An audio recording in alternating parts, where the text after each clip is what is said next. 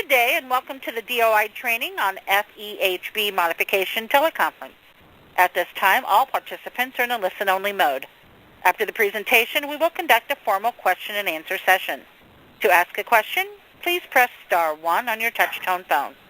Today's conference is being recorded, and if there are any objections, you may disconnect at this time. I would now like to introduce you to your host for today's conference from OPM, Maggie Martell.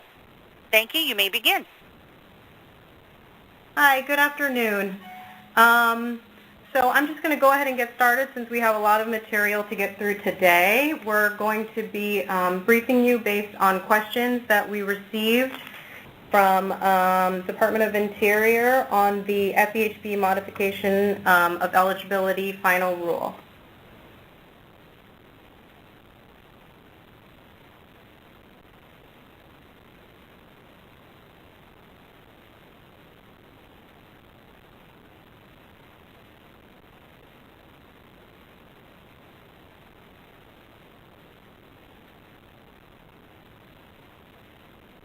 Excuse me, we're unable to hear the speaker. We're having, sorry, I was just managing one technical issue. Okay, we are ready to go. Okay, perfect. Yes, fine, thank you. Okay, so first I wanted to go on through a little background, but I'm going to go through it quickly since obviously you guys have looked at the rule and considered questions. I just always think it's helpful to provide a little bit of context that the reason for this rule is based on the Affordable Care Act, which enacted Section 4980H of the Internal Revenue Code, and it requires employers of 50 or more full-time employees to offer coverage that meets certain requirements to full-time workers or make a shared responsibility payment if one or more of its full-time employees, as defined by IRS, receives a premium tax credit or cost-sharing reduction to purchase a health plan through the health insurance marketplace. And Treasury issued final regulations implementing this statute on February 12, 2014. So if you're interested in the background information, feel free to look into those laws and regulations. Okay, so in terms of our final rule, OPM issued the final rule on October 17th. And the regulation makes FEHB coverage available to newly eligible employees no later than January 2015, and we got some questions on the effective date, so we'll get more into that when we get into your specific questions.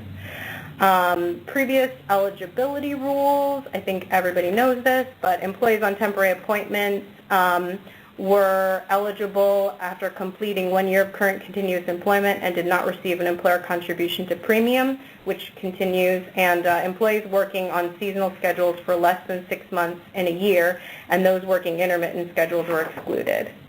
Under the new rule, employees on temporary appointments, employees on seasonal schedules, and intermittent employees who are expected to work 130 hours per month or more for at least 90 days will be eligible to enroll in an FEHB plan.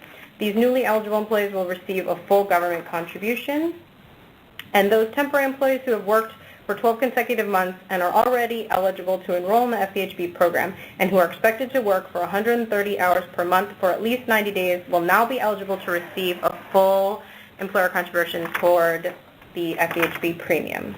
All right, now let's get to your specific questions. So our first question is that employees that initially were not eligible because they were not expected to work 90 days will be retroactively provided an opportunity when they work 90 days, correct?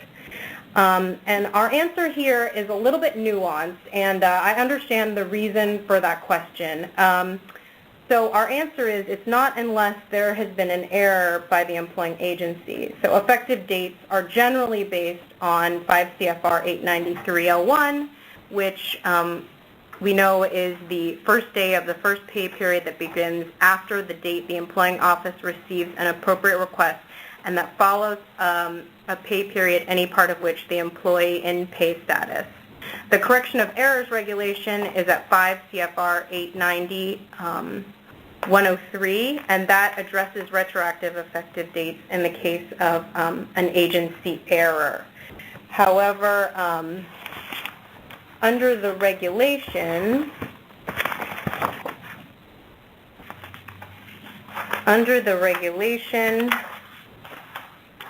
If an agency's expectation does change, the offer should be made and made effective before the 91st day of coverage. So there's a little bit of a nuance there, a balance. All right.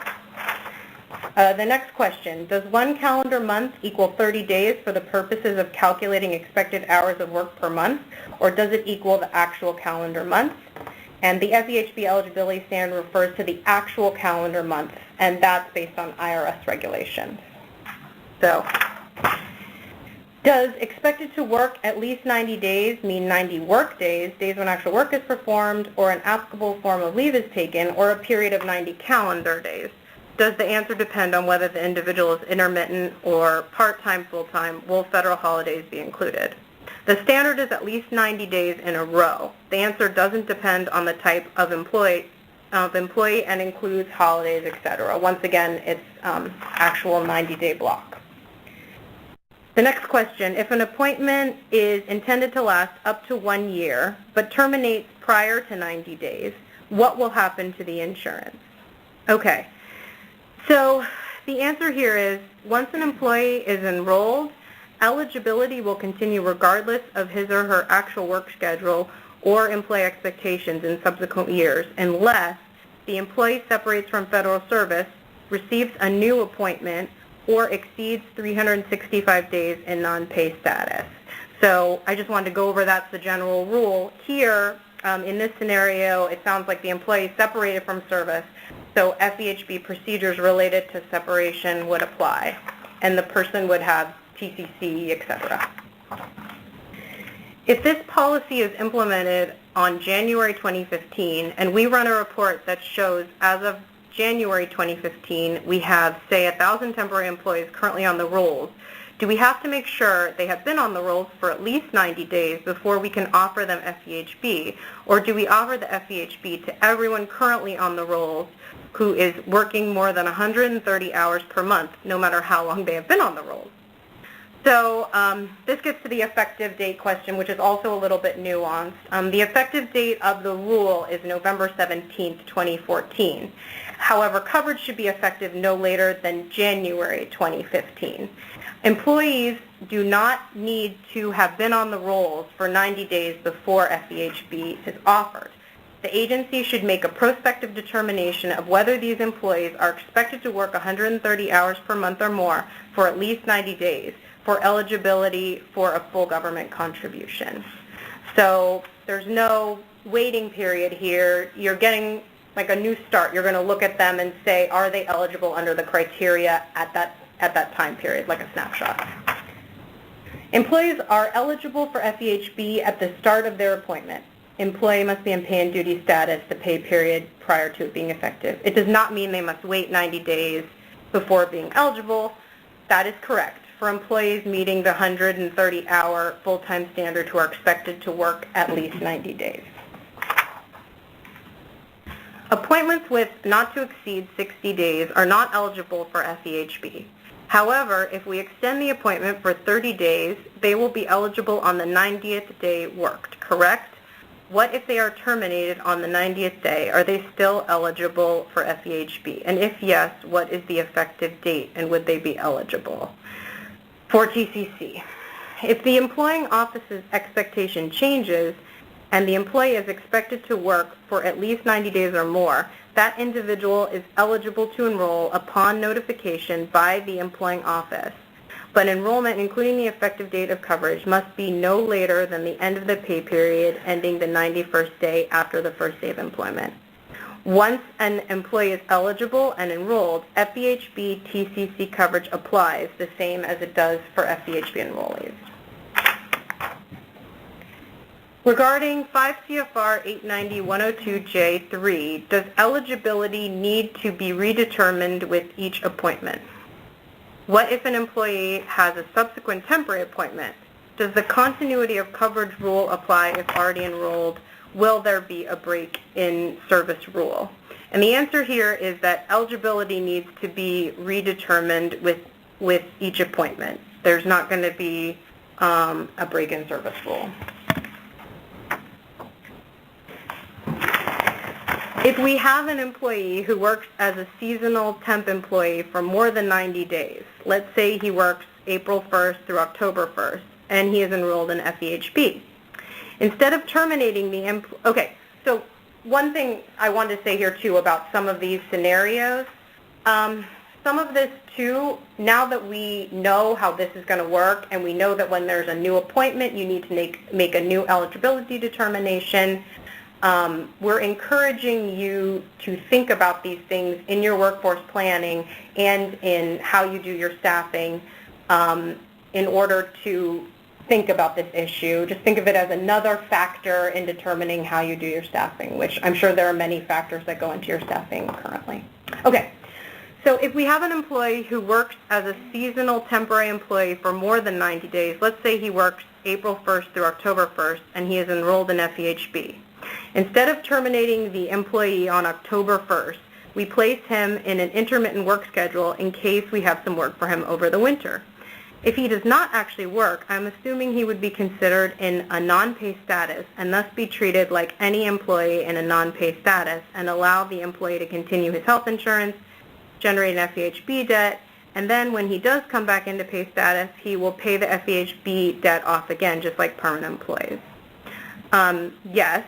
So first of all, I'm just repeating the rules over and over again. I know, just the more we hear things, the more we learn them, and anyway. So first, the employee's initial eligibility is determined based on the employing office's expectation of total hours in pay status, including overtime hours, plus qualifying leave without pay hours to be at least 130 hours per calendar month. So there's our standard. If no new appointment is made, the employee retains FEHB, and FEHB LWOP rules would apply if they go into leave without pay status. A new appointment requires a new determination of eligibility based on the new appointment. If the employee's new work schedule grants eligibility under the regulation, then rules applying to the employees in non-pay status do apply. Okay, so the next question. The second question, this was a really long one, so I did it on 2 slides. Okay. The second question would be, if the first question is correct, then the agency would still have to pay agency contributions towards his FEHB while he is in intermittent or non-pay status, correct? Please confirm, as we do have a lot of employees that are currently just put them in an intermittent or LWOP status. Yes, the LWOP rules for FEHB coverage have not changed. And this is once again important in your staffing and planning and just another factor to consider. Okay, the next question, does premium conversion apply? Are these benefits pre-taxed automatically? Premium conversion continues to be available for these enrollees, and the enrollees will be automatically enrolled in premium conversion, which is the general rule for FEHB, unless they opt out. An individual is hired as a temporary not to exceed 1,039 hours on a full-time schedule. The individual elects FEHB coverage. He or she is then converted to a new temporary appointment on an intermittent schedule and is expected to work 80 hours a month. Does the individual lose eligibility for the coverage, or does it continue from the previous appointment? The employee's initial eligibility is determined once again based on the employing office's expectation of total hours in pay status, including overtime hours, plus qualifying leave without pay hours, to be at least 130 hours per calendar month. A new appointment requires a new determination of eligibility based on the new appointment. Okay, the next situation, that's a variation on the last one. An individual is hired as a temporary not to exceed 1,039 hours on a full-time schedule. The individual does not elect FEHB coverage. 42 days after the initial appointment began, during the FEHB election period, he or she is converted to a new temporary appointment on an intermittent schedule and is expected to work 80 hours per month. Does the individual lose eligibility to elect coverage, or does it continue until the end of the FEHB election period? So the individual here would lose eligibility based on the new appointment, which requires a new determination of eligibility. So we can see that it's helpful to consider these when you're doing your staffing, when you're making your appointments, that this will be a new determination of eligibility and that the agency needs to consider expectations of how long someone is going to be working when doing their workforce planning, and we appreciate that. Okay. An individual is hired as a temporary, not to exceed 1,039 hours on a full-time schedule and elects FEHB coverage. On the date that the new coverage is to become effective, the employee is converted to a new temporary appointment on an intermittent schedule and is expected to work 80 hours per month. The employee will start work during one day in the first pay period under the intermittent appointment. Does the individual's election take effect on the same day as the new appointment? And once again, a new appointment requires a new determination of eligibility. So if the person is not eligible under the new appointment, then their old eligibility expires. If an employee has declined to enroll in FEHB during the initial enrollment period, will existing QLE rules or open season rules still apply to this employee? So this is a QLE determination, so existing QLE rules apply, and that's what's applying to this initial enrollment period. However, if the employee is still employed during the next open season and meets eligibility requirements, he or she can enroll under regular open season rules at that time. Okay, next question. Clarify notification is extended to employees in active pay status. Yes, based on a QLE effective date under 890-301, coverage will not be effective until the employee is in pay status, and eligibility is determined based on the expectation of total hours in pay status, including overtime hours, plus qualifying leave without pay hours, to be at least 130 hours per calendar month. So, in other words, we're talking about hours in pay status when we're talking about the expectation. So, all employees should be in pay status before any determination needs to be made. Okay, this is a long one. Okay, an individual is hired as an intermittent not to exceed 45 calendar days and is expected to work 140 hours, combined regular and overtime a month. The appointment is extended for an additional 30 days, and the employee is expected to work 115 hours combined, regular and overtime, during this period. Before the end of the extension, the individual is converted to an appointment not to exceed 1,039 hours on a full-time schedule. Does the individual become eligible for coverage retroactive to the initial hire date or on the date of the conversion to the 1,039-hour appointment? If an election is received, when does it become effective? Date of first hire under original appointment? Okay, and then a bunch of, okay. So coverage will not be retroactive unless there has been an error by the employing agency. Effective dates will be based on 890-301, the first day of the first pay period that begins after the date the employing office receives an appropriate request, and that follows the pay period, any part of which the employee is in pay status. And once again, the correction of errors regulation at 890-301 addresses retroactive effective dates in the case of agency error. However, coverage should be offered as soon as the agency is aware the expectation has changed. Are all permanent seasonal employees who are expected to work at least 130 hours per month eligible because their appointments are permanent, expected to last longer than 90 days, regardless of how many work calendar days they are expected to actually work each calendar year? Does it depend on whether the individual is intermittent or part-time, full-time? Is it based on whether they are expected to work at least 90 days each year? Eligibility is based on the expectation of total hours in pay status, including overtime hours, plus qualifying leave without pay hours, to be at least